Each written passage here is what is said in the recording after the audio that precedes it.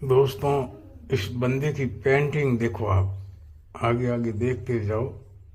ये देखो क्या लिख रहा है, देखना आप। बहुत अच्छी पेंटिंग है इसकी। ये देखना आप, जरूर देखना, पक्का देखना दोस्तों। पेंटिंग बहुत अच्छी है। और आप संपर्क कर लेना। हेमंत बोस, रूपा देवी दूधवा, बहुत अच्छा पेंटर है। बहुत अच्छा है, एक नंबर का पेंटर है। अब आप पूरा ये देखना अभी। जय श्री राम दोस्तों, वीडियो पूरा देखना।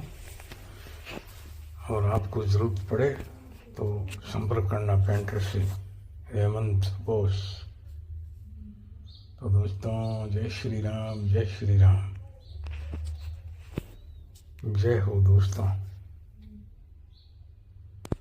वीडियो लाइक शेयर करना।